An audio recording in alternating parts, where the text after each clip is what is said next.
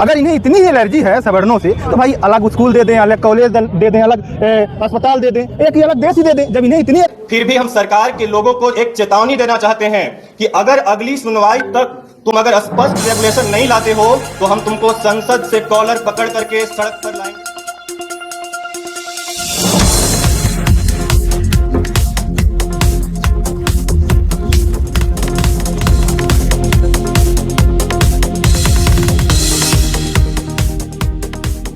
देश भर में यूजीसी के नए नियमों को लेकर छात्रों, शिक्षकों, सामाजिक संगठनों और राजनीतिक दलों के बीच तीखी बहस चल रही है।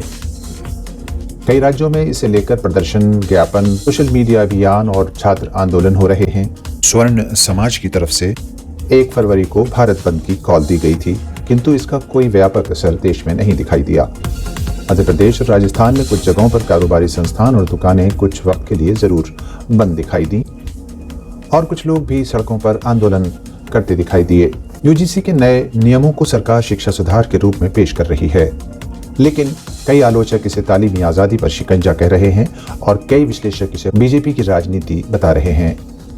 अब सच्चाई इन दोनों के कहीं बीच में दिखाई दे रही है या यूं कहिए कि झूल रही है। कागज पर ये नियम शिक्षा के फील्ड में रिफॉर्म जरूर दिखाई पड़ते होंगे, लेकिन जमीनी हकीकत में इससे जुड़े कई कन्फ्यूजन्स भी हम सबके सामने हैं।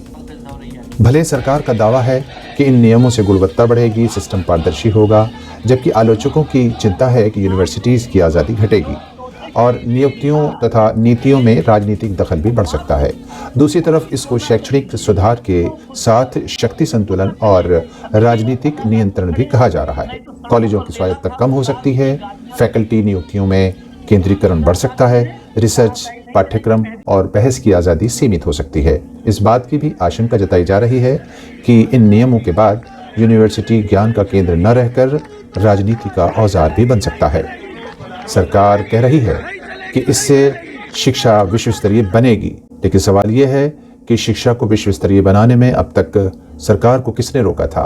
क्या इससे ग्रामीण और गरीब छात्रों को कोई फायदा होगा या फिर ये कॉर्पोरेट फ्रेंडली और एलीट फ्रेंडली सिस्टम को बढ़ावा देने की तरफ एक और कदम हो सकता है? इस सब के बाद राजनीतिक असर ये होगा कि युवाओं और छात्रों में असंतोष बढ़ेगा।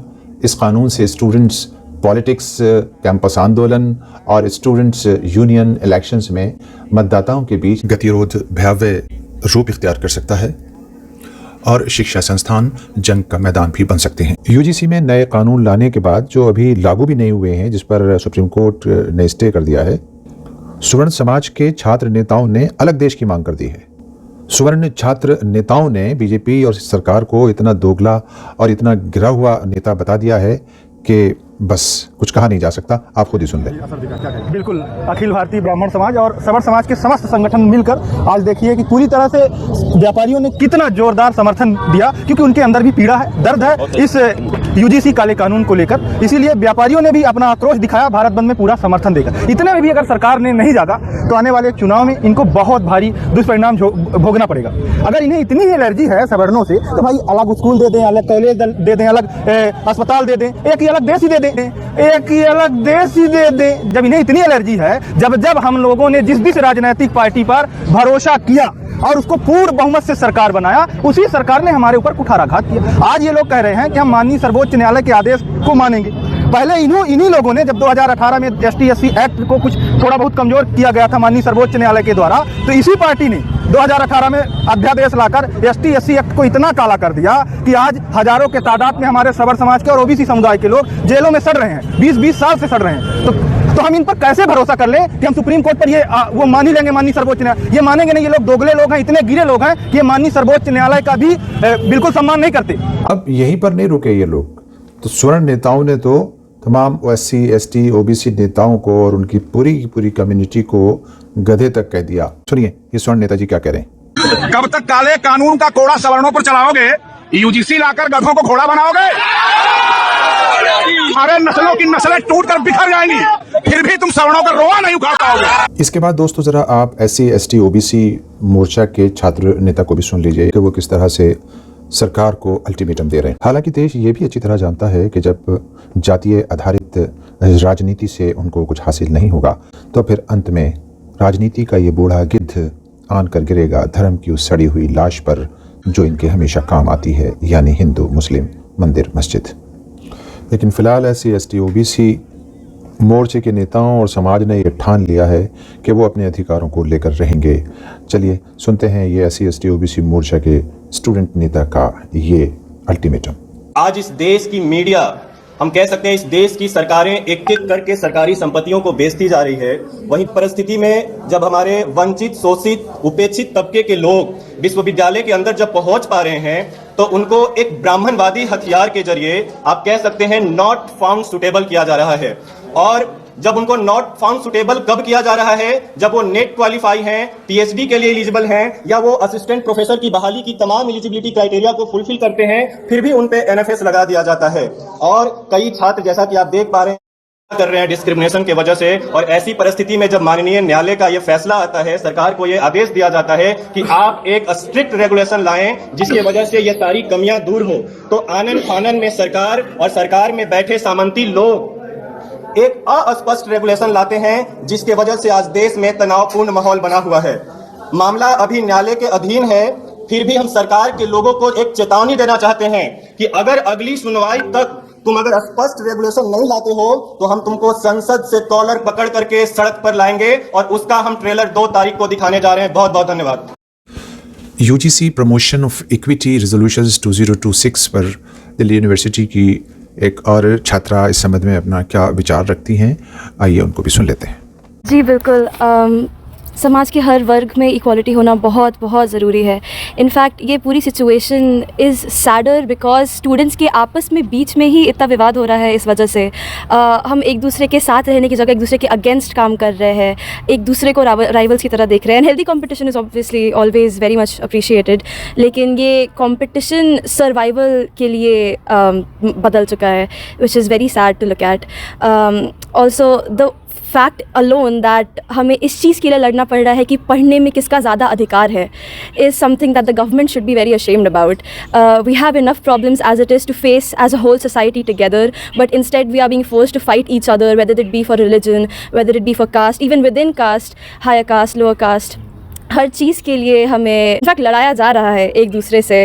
हर प्रॉब्लम को छोड़ के हम एक दूसरे से लड़ने में फोकस कर रहे हैं, स्पेशली फॉर एजुकेशन, जो कि इतना सीरियस मैटर है, जिसको इतना सीरियसली लिया नहीं जाता हमारी कंट्री में। बहुत इग्नोरेंस फेस करते हैं students in many factors, specially examination के समय। दिल्ली यूनिवर्सिटी इटसेल्फ सिस्टम बहुत हिला हुआ है, NEP भी हमें बहुत परेशान करता है। उसके ऊपर से जब हमें ये सब फेस करना पड़ता है कि रिजर्वेशन, इक्वालिटी, एक्विटी, जस्टिस, इन सब कॉन्सेप्ट्स के लिए जब हमें एक दूसरे से भी लड़ना पड़ता है, then that's something that very much hurts our souls. सरकार का नैरेटिव है कि वो पिछली सरकारों की पुरानी व्यवस्था से मुक्ति दिलाने की तरफ बढ़ रही है, यानी ये रिफॉर्म बनाम रिग्रेसिव पॉलिटिक्स के रूप में पेश किया जा रहा है, जिसके बाद यह शिक्षा से ज़्यादा राजनीतिक नैरेटिव की लड़ाई बन सकता है। हम समझते हैं अगर UGC के नए नियम शिक्षा में सुधार, स्वायत्तता, गुणवत्ता और शिक्षित बेरोजगार युवाओं के लिए अवसर बढ़ाते हैं, तो ये वाकई एक ऐतिहासिक कदम होगा। लेकिन अगर ये विचारों को सीमित करने और संस्थानों को राजनीतिक रूप से संचालित करता है, तो इसका प्रभाव देश पर नकारात्मक और खतरनाक हो सकता है।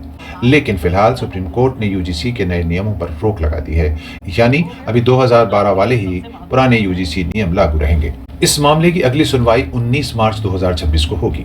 सवाल ये उठता है कि कोर्ट ने रोक क्यों लगाई। इस पर सुप्रीम कोर्ट का कहना है कि नए नियमों की भाषा वेग है, यानी स्पष्ट नहीं है और गोलमोल है, जिससे इन नियमों के दुरुपयोग की पूरी आशंका हो सकती है।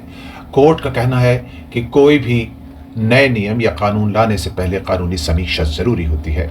इसी बीच जब ये UGC के नए नियम जो अभी कागज पर ही थे, तभी इनकी मुखालफत में एक ऐसा वर्ग सामने आ गया जो देश के सर्वोच्च पदों पर पहले से कब्जा जमाए हुए है। अब नजरें सुप्रीम कोर्ट के अगले फैसले पर हैं, क्योंकि मामला सिर्फ उच्च शिक्षा संस्थानों का नहीं बल्कि न्याय, संतुलन और युवाओं के भविष्य का भी है। लेकिन सवाल ये भी उठता है, क्या तालीमी इदारों में अभी तक मनमानी चल रही थी? क्या उच्च शिक्षा संस्थानों यानी हायर एजुकेशनल इंस्टीट्यूशंस में संवैधानिक प्रक्रिया नहीं थी? क्या इक्विटी और बराबरी के ये नियम हायर एजुकेशन लेवल तक महदूद होने चाहिए? बेसिक शिक्षा और सेकेंडरी लेवल से लागू करने की बात क्यों नहीं की जा रही है? सरकार का दावा है कि इन नियमों से गुणवत्ता बढ़ेगी, सिस्टम पारदर्शी होगा, अगर ये दावा वाकई सही है तो इस कानून को वापस नहीं लिया जाना चाहिए, और अगर ये सिर्फ चुनावी मुद्दा, जुमला या शगुफा है तो देश को ये सरकार कब तक जुमलों और शगुफों के बहाने चलाएगी और कब तक देश को मीडिया की हेडलाइन मैनेजमेंट के जरिए से चलाया जाएगा। दुनिया तीसरे विश्व युद्ध के मुहाने पर खड़ी है और हमारी सरकारें देश को धर्म, जाति और वर्गों में बांटने पर अड़ी है। दुनिया के देश अपने नागरिकों की सुरक्षा के लिए जंगी तैयारियों में मसरूफ हैं। हमारी सरकारें अपने ही नागरिकों के बीच जंग कराने की नीतियां बना रही हैं। हमारा मानना है बराबरी के सभी नियम समाज के हर सेक्टर और क्षेत्र में लागू होने चाहिए। देश में बराबरी, समानता और इंसाफ शासकीय स्तर पर और अदालतों के जरिए से अगर लागू हो गया तो ये बात दावे से कही जा सकती है कि फिर भारत को विश्वगुरु बनने से कोई नहीं रोक सकता। अब राजनीतिक पार्टी जो भी हो या देश का प्रधानमंत्री कोई भी हो। शादानी लिखते हैं कि पाखंडी रहे छावमा, घामे मजरी हम, जलपान करे नेता, भुगतान करी हम, भारत के किसान के दुर्भाग्य तनी देखो, गेहूं का धरे दिल्ली, भूसा का धरी हम। दोस्तों, उम्मीद है हमारा आपको ये विश्लेषण पसंद आया होगा। अगली वीडियो में जल्द हाजिर होऊंगा। तब तक अपना ख्याल रखिए। मेरा भारत जिंदाबाद।